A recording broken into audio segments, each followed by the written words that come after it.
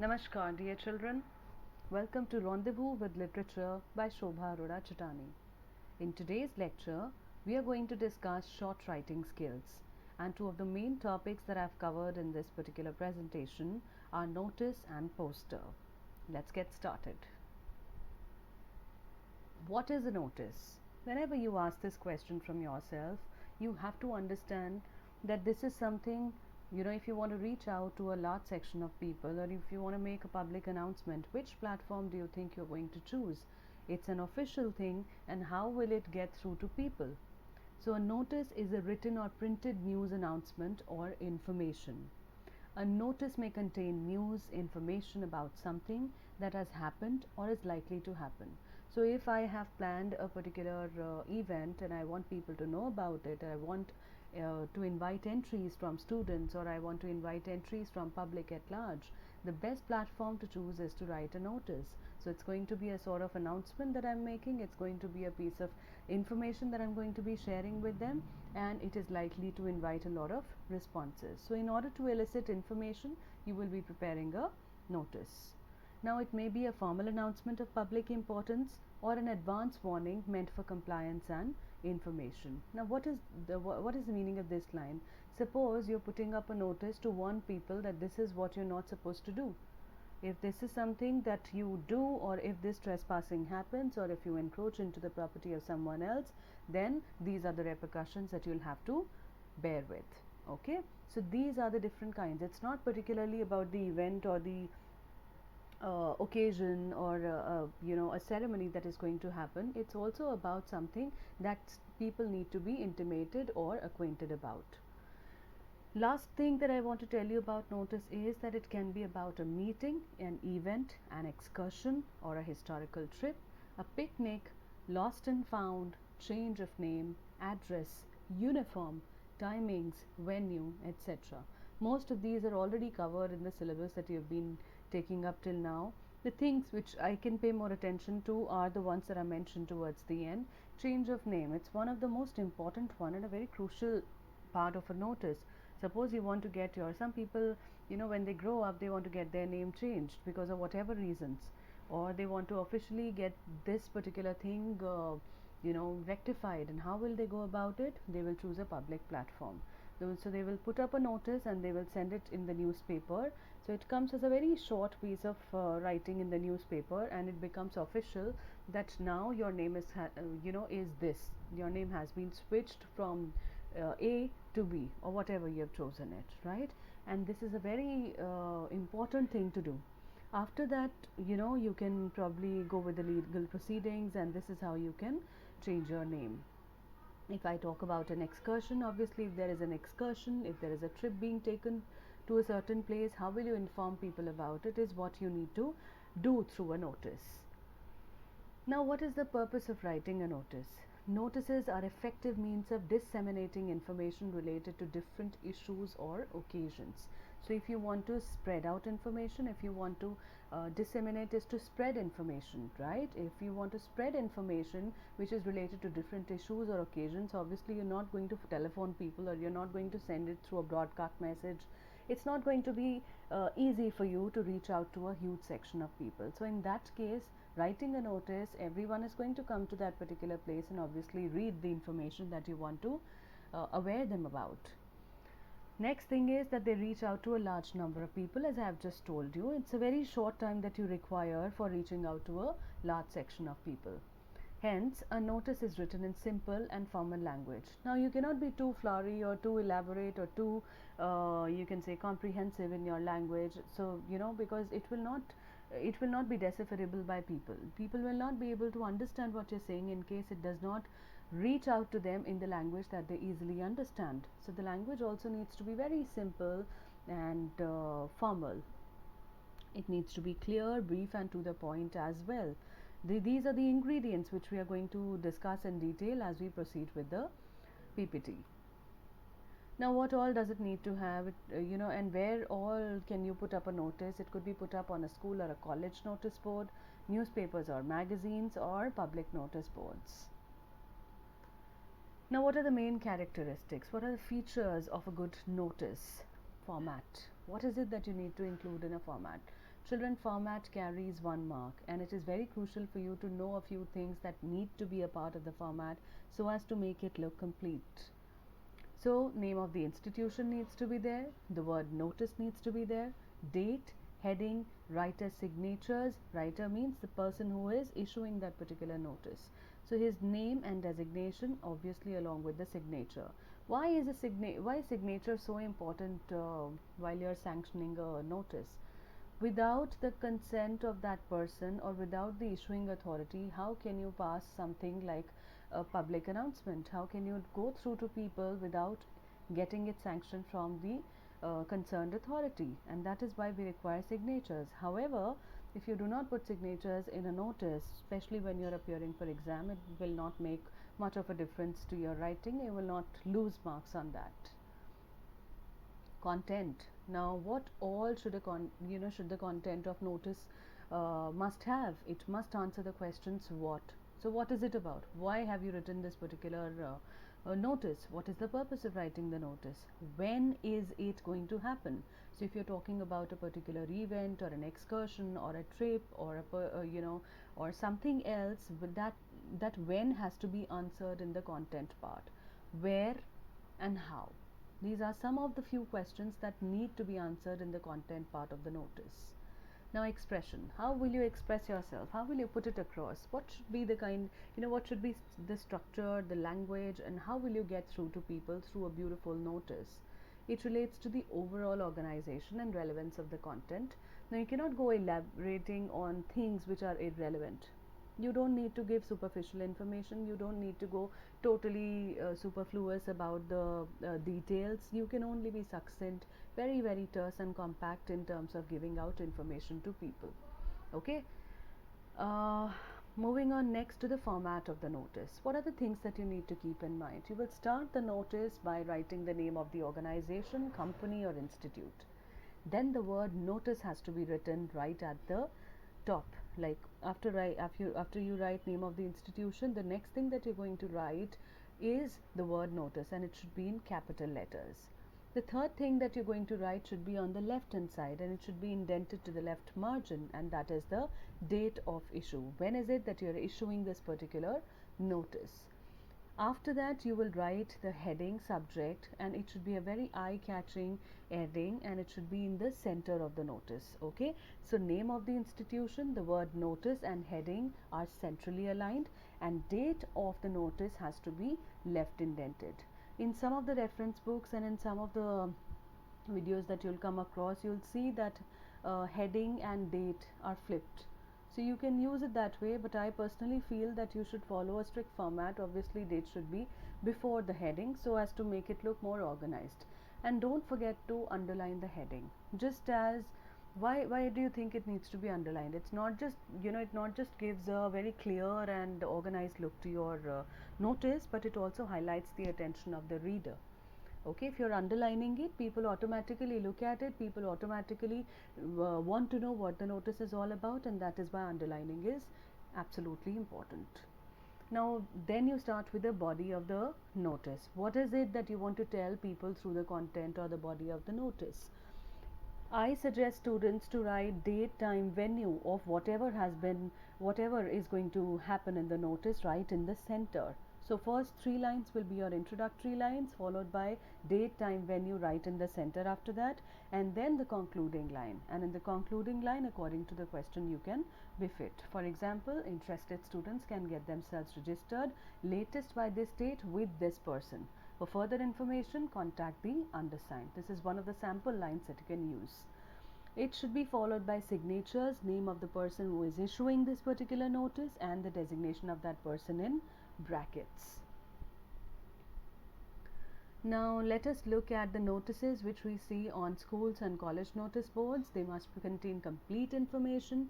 Order of presentation should be very clear. You have to state the purpose of notice clearly. Content should be very much visible. For example, it's about date, time, venue, agenda, whatever it is. Use impersonal language, that is third person. You cannot say I. Suppose you are the head boy, so you will not say I, ABC, would like to let you know that the school is organizing so and so. You will not say like this. You will use third person. You are writing on behalf of the school authorities. You are not somebody who has the right to write on your own, unless you are the president of a certain society, and you've been given the task of writing something that people need to know about. So always ensure that you're writing in third person. Now give the designation of the writer just below the signature. Obviously, once you've written the signatures, you need to write the name of the person who is writing it, and then you need to put the signatures. Then you need to put the designation in brackets. The date of writing notice is generally put at the top. As I've already explained in the previous slide, you need to keep these few things in your mind. Now observe the word limit. Children, if you're going to go on and on and on in writing, it's not going to serve the purpose. As it is, we have very less time to complete the paper. As it is, the race is about quality and time, and we know that if you are going to if you are going to elaborate on the information about notice, it's not going to serve the purpose. However, even if you exceed it, you will obviously there is a negative marking after exceeding a certain word limit, but always ensure that you're not wasting your time. If you splurge your time in writing content which is not even required, you are actually impacting the effect that it might create on the reader. So ensure that you're writing compact and succinct notices. Let's take a look at one of the examples of notices, and that is cultural and academic activities. Now, what kind of notice will you write in this particular category? So, first question is, you are Rahul or Rashmi. As president of the literary club of your school, you have organized an inter-school debate competition on the occasion of the Silver Jubilee celebrations of your school. Write a notice in about 50 words informing the students of your school about the competition. Now, this is what the question states. The first thing that you need to write is the name of the institution. Second thing that you have to write is the word notice, that too in capital. And as you can see, there is something very, very significantly done over here. It's all written in the center. Both of them have been written in the center. The third thing that you need to write, and which needs to be left um, aligned to the left margin, is the date, and this is the format that you're going to follow for the date. This is the format that you're going to, the only format that you're going to follow for date 21 June 2021. I have not put any comma anywhere. And here also some students have this doubt whether we have to write the word notice in capital or can we use only the initials in capital. Make it formal. Both the things need to be in capital letters completely. You may leave a line according to the kind of handwriting you have. I always suggest students to leave a line after writing the date, because no matter how your handwriting is, it should look very organized and the content should look very categorized. And then you write the heading. Heading can also be written in capital letters, but if you wish to write just the initials in capital letters, that's also absolutely perfect. As I've already told you, that heading needs to be highlighted, so you will underline it, and then we'll begin with the body of the notice. You can see the introductory line. As I have already told you, the literary club is organizing an inter-school debate competition on the occasion. So we have already mentioned that why are we writing this particular notice, what is the occasion. So we are already answering the what of the content. Now date, time, venue is already being answered in the centrally aligned content of the notice, and then we have the conclusion. Interested students may get themselves registered latest by 10 July 2021 up to this particular time in the activities room. And if we need to supply more information, we can add one more line to it. For further information, contact the undersigned, so as to let students know that they don't have to roam around here and there to seek information. If they want to reach out to the right person, who should be the right person? The undersigned person. Okay, I've used this word SD here, which is very commonly seen in newspapers also and in official papers also. SD is signed or sanctioned. You can also replace it with your signatures. As I've already told you, you can replace it with your signatures if you do not want to write it like this. Rahul or Rashmi, whatever you want to write here, the name as is given in the question, and the designation needs to be in brackets. This is one of the sample notices that you can take a look at. Again, the important ingredients have been clearly and categorically mentioned here. Name of the organization, notice, date, heading, content. You can either write the content in running lines or you can write it the way it has been written here. I personally recommend students to write it like this because it gives a very clear and categorical look. You don't have to find out or dig out information from the running lines. So this becomes more appealing to me as a reader. So here also, even though the content has been spread out in running lines, but then you just have to seek out information whether the child has written this or not. So this is why I feel that one is a better option to choose. You can see everything here. Moving on to the next one. This is another practical, you can say, example of notices that we come across. As you have seen and as I have already told you before, that some days, sometimes children or the kind of reference books or the kind of examples that you come across on net show that these two ingredients, date and heading, are flipped. So you can choose it the way you want. I personally recommend you, or I will suggest you, to write the heading later on. First write the date. These are some of the practice questions which you can take a look at. You can pause the video, you can take a screenshot of it and you can practice it later. These are all questions which have been covered in previous year CBSE papers. So all the more important for you to practice.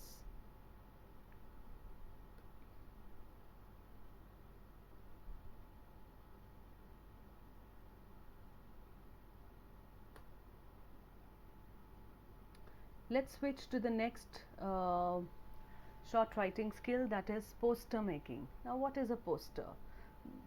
Whenever we think of a poster, something very illustrative, bright and beautiful, covering a bit of content and covering a lot of information, disseminating important content also comes to our mind. So what is it that we need to know about poster?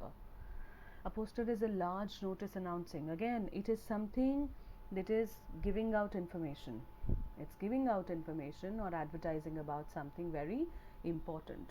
It generally creates social awareness about any problem or need. So if I want to let people know about chikungunya or any other waterborne disease that is going to affect them in the days to come, how will I get through to them? How will I contact them? I will just put up a big poster, and through the illustrations I will also display the few things that I want them to understand, so that they can take those precautions and they can go about saving themselves or protecting themselves. So this is how I will reach out. Now what is the difference between a notice and a poster? Notice does not use any illustration. Notice is using very simple and formal language. However, in a poster we are not just using illustration, but we are also using catchy headings, and we are making it a combination of everything that needs to go through and become very attractive for the reader or the viewer. So a social message is usually conveyed in an eye-catchy manner. Let's take a look at the features of a poster. What is the layout of a poster? A creative title in the form of a slogan or rhyming words. For example, speed thrills but kills. A very catchy slogan. Pollution needs a solution. So pollution, solution, they're rhyming. Green is clean, right? You can use matchstick figures for illustration. Proper spacing and proportionate headings and illustration. It's not that you are going to put the entire information on one side and it looks like a chicken scratch or a very haphazard sort of an organization. It should not come out like that. It should be organized in such a manner that you're able to see every part of it distinctly. Date, time, venue must be mentioned in case of an event. If you're advertising about an event that is going to happen, people will not get to know if you're not mentioning the complete details such as date, time, venue.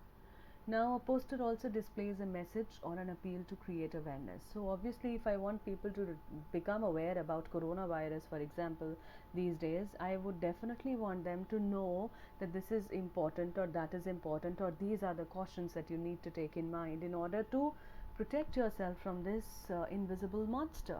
What will I do in that case? I will put up a poster and it will come out as a social appeal to them. Okay? And then the content, as I've already told you, it should be appropriately organized. The theme should be clear, it should be creative and related to the content, and it should not come out vaguely, and we don't have to spend too much time on illustration. Suppose we are not very good at illustrating, if you're not very good at drawing pictures, we don't have to waste too much time in it. Whatever we are able to think of creatively at that point of time should be drawn, or whatever does not impact the content of the poster and does not make it sound weird, make it look weird, should be avoided. Name of the issuing authority, extremely important point. If you're not writing the name of the issuing authority or the organizers who have thought about this idea and they have put up this poster to come through to you, you are not doing justice to a poster. It will remain incomplete. Now, how to make a poster is one question that I always have to answer, and I feel that if you are not being able to deliver, if you're not able to do justice to the ideas that you have in your mind through the poster does not come out as beautifully as you might think of it to be. This is one of the sample posters that I could lay my hands on, and this is very much similar to what I want you to follow. You can see that there is a combination of language also here. We are being bilingual over here, but you don't need to be bilingual, especially when you are attempting such a question for the exam. You need to follow English completely, because people are examiners are very strict about it. So be very rigid, be very strict about the use of English language only. Do not go bilingual. Look at the illustration on one hand, a beautiful illustration, not too flowery, not too elaborate, and not too out of the box. And then we have a slogan on the other side, and you can see the main points that need to be highlighted have been mentioned underneath, and then issuing authority has been mentioned at the end here. Let's bequeath. Look at the beautiful title, such an exquisite and such a different title that has been given to this particular poster. It's about saving your planet Earth. So a greener environment to our future generation comes as the byline, and then they are not writing full sentences. These are like small phrases, short phrases that they're using to highlight the attention. Obviously people don't have the time to read the entire statements that you've written in the poster, so ensure you're writing short catchy phrases.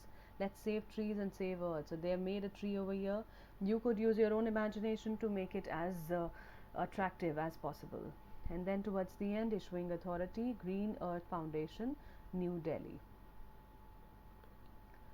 One of the work which I really appreciate has been done by one of the students from some school, and look at this. It is telling us about the declining health of Mother Earth, of this planet. What is happening to this planet? So many ideas have been beautifully illustrated around the planet Earth, and we also see there is a title. We see the points that need to be kept in mind. The only thing which I found it lacking in is the name of the issuing authority. So that needs to be included.